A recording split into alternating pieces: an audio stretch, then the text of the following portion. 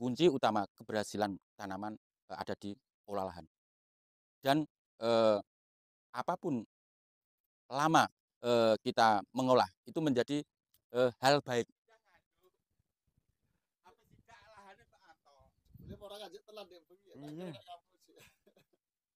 Iya. Iki kok merantau ta piye? Kok iso?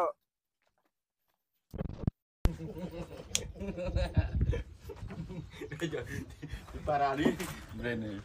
Oke, Mas Ucup. Anggota tim sus. Mau sidak lahan. Oke.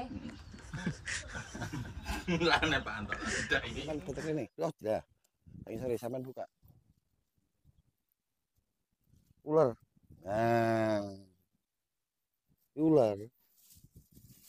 Jadi neliti wilayah penting.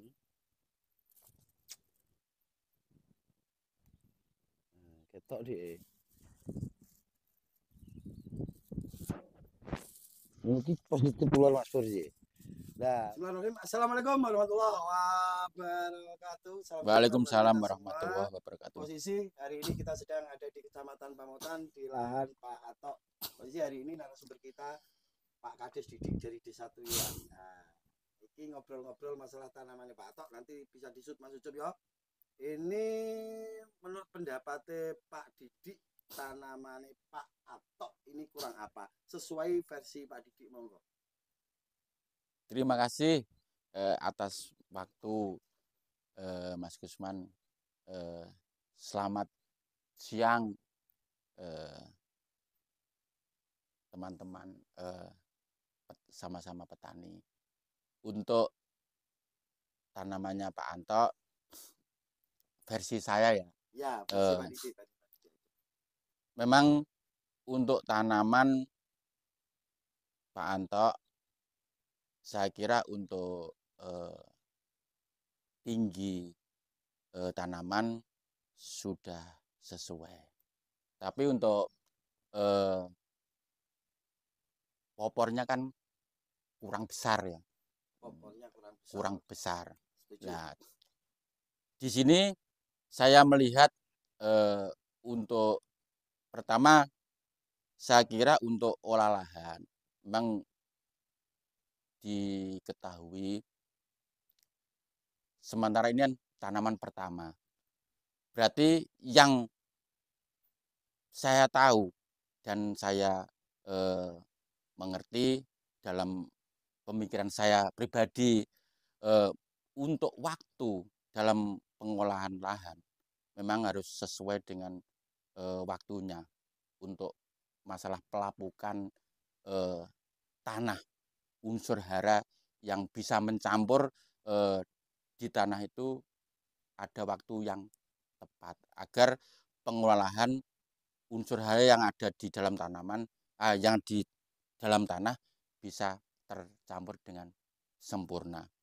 Dengan itu kita bisa melihat tanaman ini kurang besar popornya adalah kurangnya fosfat yang terkandung di dalam tanaman. Maka dengan saya melihat tanaman ini mungkin unsur serapan fosfat kurang banyak atau kurang maksimal. Saya pribadi ya Mas Gusman dalam menilai tanaman ini.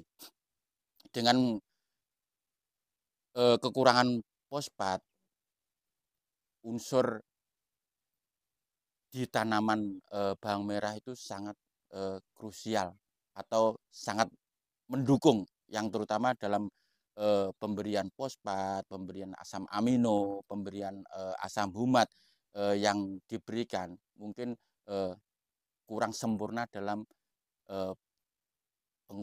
pengolahan yang sudah dicacah di dalam tanah. Gitu yang saya lihat seperti tanamannya Pak Anto. Berarti butuh proses yang lama untuk olah lahan menurut jenengan? Ya, masalah proses olah lahan itu juga bisa disiasati dengan pemberian apa ya untuk mematangkan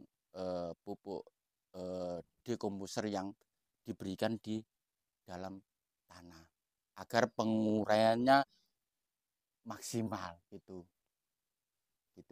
Untuk ukuran bedengan Pak Didi, untuk ukuran bedengan lebar ini lebar berapa Pak Anto? Hmm. 160 untuk lebar 160 menurut Pak Didi. Terus tinggi bedengan menurut jenengan, versi jenengan. Untuk lebar saya kira tinggal kondisi ya. Ada yang saya kira untuk lebarnya sudah sesuai, biarpun tidak terlalu sempit, sudah cukup. Kalau lebar lagi tambah bagus, biar tanamannya menjadi banyak. Tapi untuk got yang kedalaman sementara ini yang saya pandang secara pribadi untuk mensiasati tanaman ini menuju ke musim penghujan, otomatis resiko tanah bisa menjadi lebih rendah apabila terjadi hujan dengan intensitas tinggi. Nah, itu. Nah, sementara dengan olahan baru otomatis juga penurunannya juga lebih tinggi kan gitu. Iki kan ada tegak lurus deh. Gitu. Berarti menurut pandangan Pak Didi bedengan masih kurang Kayak umur. Iya. Bedengan masih kurang tinggi, guys. Kenapa? Kita biar bisa mencacahnya biar sempurna gitu loh. Dengan adanya arang sekam, asam humat, asam amino itu bisa mencampur dengan bagus dengan kita memasukkan tanah yang dengan penumpukan unsur dari bawah ke atas gitu. Saya kalau secara pribadi minimal itu 1 bulan kita mengolahan dengan adanya pengeringan dan unsur nutrisi yang bisa mencampur di tanah.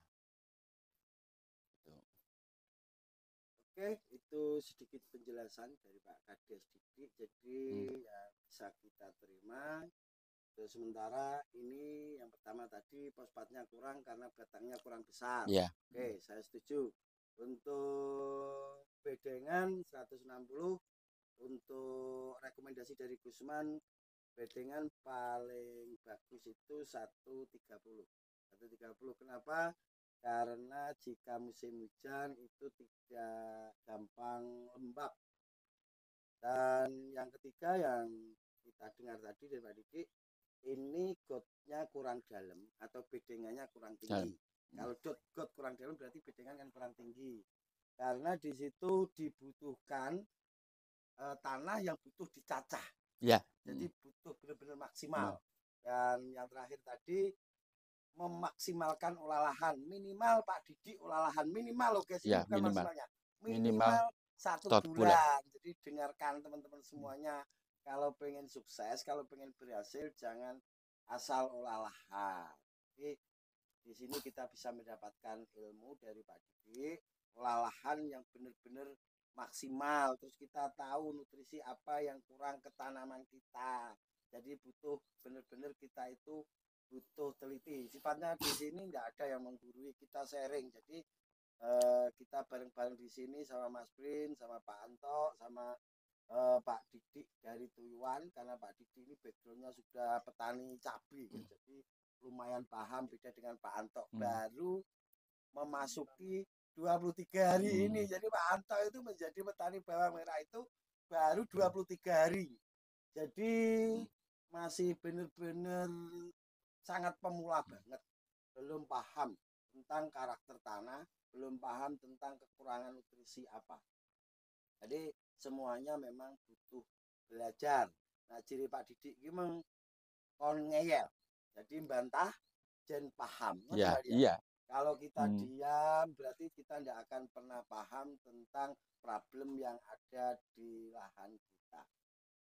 ini pesan-pesan buat teman-teman yang pengen berhasil khususnya di budidaya bawang merah Pak. Untuk teman-teman, karena banyak teman-teman yang masih pemula yang pengennya itu dapat hasil maksimal, tapi olah lahannya asal-asalan langsung ditanami. Ya, Akhirnya muncul problem, monggo. untuk saya ya berpesan kepada semua, tidak hanya di penanaman bawang merah. Kunci utama keberhasilan tanaman ada di olah lahan. Dan apapun lama kita mengolah itu menjadi hal baik. Saya kira seperti itu. Jadi tidak lama-lama itu kita mundur masa tanaman, enggak. Itu suatu bisa dikatakan sebagai kebaikan dalam kita untuk hal penanaman itu mundur. Itu nambah lebih bagus. Kenapa? Dengan kita mundur, secara otomatis olah lahan kita menjadi lebih baik. Agar semua unsur hara yang ada di tanaman, semua ya, kapur, terus asam humat, asam amino dan arang sekam yang kita campur itu menjadi lebih sempurna. Dengan keadaan seperti itu, otomatis kan petani merasa gini, terkadang olah lahan kok tidak langsung ditanami. Padahal itu suatu unsur kebaikan atau pas dengan kita mundur dalam olahan seperti minimal 1 bulan, tanaman kita menjadi lebih baik. Gitu. Terutama penekanan saya itu ada di olah lahan yang baik dan benar. Oke, Begitu. berarti untuk keseluruhan itu kuncinya ada di Di olah lahan olahan. yang baik dan Benar. benar. Jadi sering saya bilang bahwasanya kunci sukses tanam bawang merah ada di olah lahan dan ini yang kualitas. Untuk masalah tanamannya Pak Ato kayaknya sudah selesai. Ini ada sedikit problem di tanamannya Pak Anto. Kalau saya bilang untuk rata-rata, untuk umumnya tanaman Pak Anto ini sudah bagus, tapi untuk sekelas kepala desa punya tanaman seperti ini kurang bagus, kurang subur. Itu yang pertama. Yang kedua ada problem itu ada jamur. Jadi ada alternaria porinya. Insya Allah besok sudah mau dispray M23. Itu penjelasannya dan kita akan membahas bukan tanaman Pak Anto lagi. Kita akan sedikit membahas kenapa harga bawang merah kemarin itu anjlok sampai berbulan-bulan. Apakah itu berpengaruh dari ahli-ahli ekonomi di pemerintahan yang tidak cocok untuk di pertanian? Karena di masa ini saya tidak membesar-besarkan nama Pak SBY, di masa Pak Susilo Bambang Yudhoyono untuk perekonomian itu jalannya tetap. Jadi tidak ada terus turun seperti yang kemarin. Enggak. Bukan berarti saya tidak suka dengan yang ahli ekonomi saat ini. Apakah berpengaruh untuk ahli-ahli ekonomi itu ada pengaruhnya ke harga khususnya hortikultura? Menurut Pak Didi. Untuk harga bawang merah itu seharusnya kan juga pemerintah mengintervensi bagaimana supaya petani itu menjadi lebih bersemangat gitu. Untuk tanaman bawang merah sementara saya juga 2 kali panen bawang merah, tapi ternyata harganya belum sesuai dengan estimasi angan-angan saya. Seharusnya pemerintah juga bisa mengintervensi kenapa bawang merah turun biar petani bisa bersemangat. Ya memberi sedikit intervensi pasar atau bagaimana caranya pemerintah agar tanaman bawang merah atau hasil dari tanam bawang merah itu bisa sesuai dengan apa yang dikerjakan oleh petani. Dengan masalahnya kan bawang merah itu biaya cukup tinggi, kan gitu. Karena yang ada di lapangan itu kan seperti ini. Jadi petani itu seperti diperas. Ayo bercocok tanam, ayo bercocok tanam. Tapi kita itu rata-rata petani itu hanya tahu hulunya. Jadi hanya tahu tanamnya. Kalau tanamnya petani itu nggak usah diajari oleh orang dinas. Petani saya yakin karena prakteknya itu sudah setiap harinya di lapangan. Tapi untuk hilirnya petani kesusahan di saat dia panen, dia kesusahan untuk menjual. Kalaupun terjual itu di bawah standar. Jadi tidak bisa menutupi biaya modalnya. Apalagi rata-rata petani itu kalau turun tanam bawang merah rata-rata untuk modalnya itu ambil pinjaman dari Mbari. Untuk menutup Mbari saja tidak mampu karena harganya itu di bawah standar. Terus pemerintah, apa yang dilakukan pemerintah? Sementara kita itu seperti diperas untuk bercocok tanam seperti itu, bahkan digaung-gaungkan petani milenial. Toh akhirnya hasil panenannya itu benar-benar tidak sesuai ekspektasi. Menurut jenengan, ini kita tidak menjatuhkan siapapun. Menurut jenengan, solusi bagi petani bukan pemerintah, karena pada dasarnya pemerintah sudah tidak bisa ngasih solusi. Dari petani sendiri apa yang harus dilakukan? Dari awal pemerintah kan seharusnya ya ketersediaan bahan pangan untuk mensiasati ketahanan pangan bagi masyarakat yang ada di bawah. Tujuan pemerintah itu bagus. Semua kegiatan yang ada di pertanian tidak bisa dikatakan seperti Indonesia mau mengimpor bahan-bahan pangan dari luar negeri. Tujuan itu harus diimbangi dengan keseimbangan harga dari hasil panen petani juga. Gitu.